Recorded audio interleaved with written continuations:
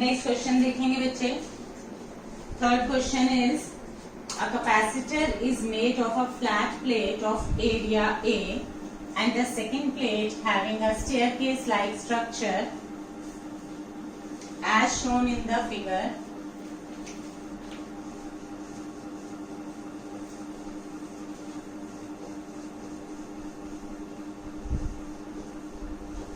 See, the figure is shown like this.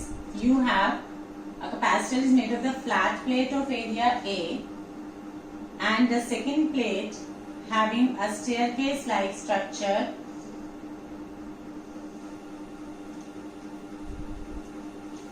such that width of each stair is A and height is B.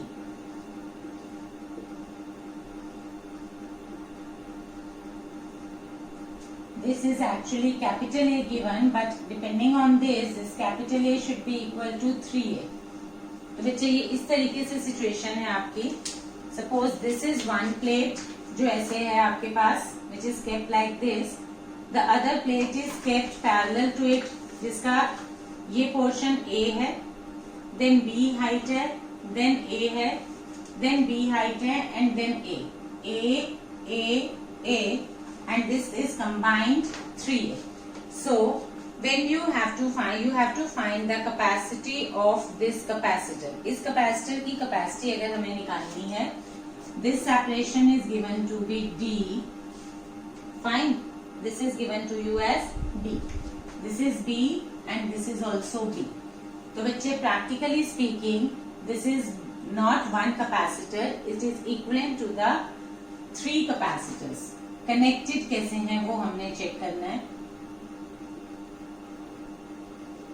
पहला capacitor, ये 3A को मैं 3 parts में divide कर देती हूँ बच्चे, A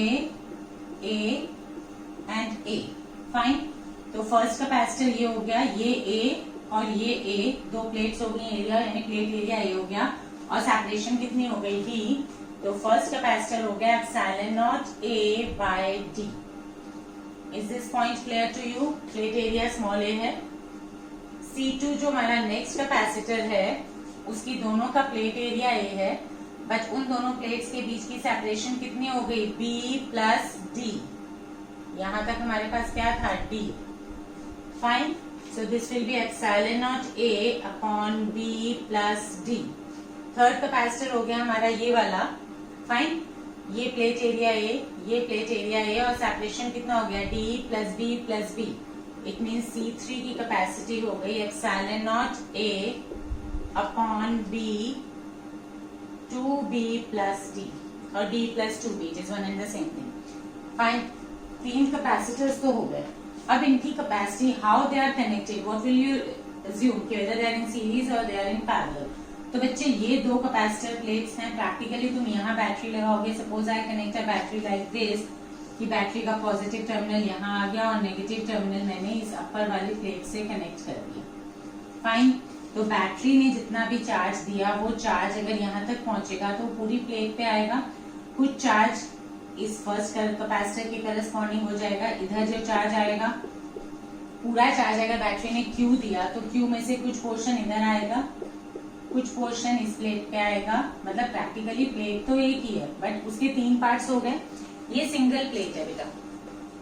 इस सिंगल प्लेट में कुछ चार्ज इधर आ गया, if you have kept it like this, तो कुछ चार्ज इधर आ गया, कुछ इधर आ गया, कुछ इधर आ गया। So these are the 2 plates kept like this. इस तरीके से हम लोग जब कैपेसिटर बनाते हैं तो जो 2 प्लेट्स आपकी होती हैं, असल में तो they are 2 identical plates. So they have been kept. अगर सेम प्लेट्स होती तो ऐसे होती, ये आपकी ये रही और जो ऊपर वाली प्लेट आएगी वो आपकी इस तरीके से आएगी। फाइन। तो पूरा चार्ज इस पूरे प्लेट के एरिया पे डिस्ट्रीब्यूट हुआ है, बट दैट प्लेट जो एक सिंगल प्लेट थी, this is contributing to 3 capacitor. ये single plate is being shared by 3 capacitor. ये कैपेसिटर ऑफ कैपेसिटी C1, ये अनदर कैपेसिटर ऑफ कैपेसिटी, यहाँ से लेके यहाँ सब, ये जो एरिया हो गया, ये मेरे पास दूसरा कैपेसिटर हो गया और ये मेरे पास तीसरा कैपेसिटर हो गया।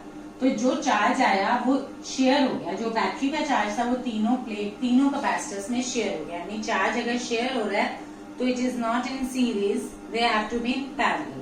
आप पोटेंशियल के हिसाब से देखेंगे तो अगर ये बैटरी V वोल्ट की थी तो इस प्लेट की पोटेंशियल V, तो फर्स्ट कैपेसिटर की भी ये प्लेट V वोल्ट पे, और ये अगर 0 पे है तो ये भी 0 पे और ये भी 0 पे। पूरा कंडक्टर हमारे पास अगर 0 पे है तो कंडक्टर के सब पॉइंट्स पे पोटेंशियल क्या होती है हमारी, सेम होती है बच्चे।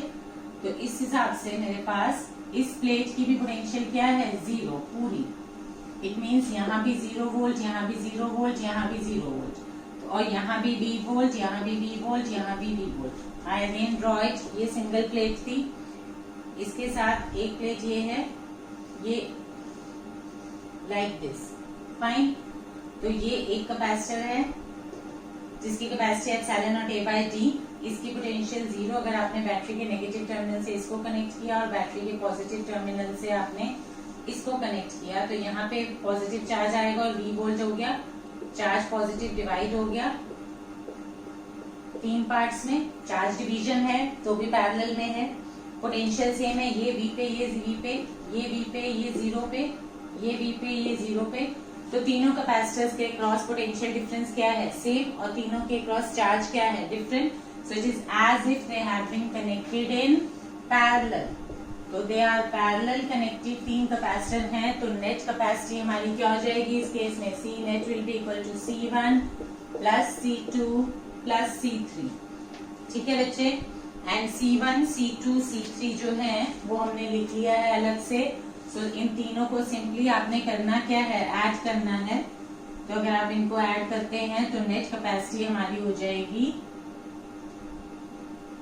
C1 plus C2 plus C3 will be equal to epsilon nought A, small a है, take small a common, 1 by D plus 1 upon B plus D plus 1 upon D plus 2B। ये बेटा LCM लेके आप simplify कर लेंगे, you will get the result. Fine, is it clear? कोई दिक्कत परेशानी तो बताइए।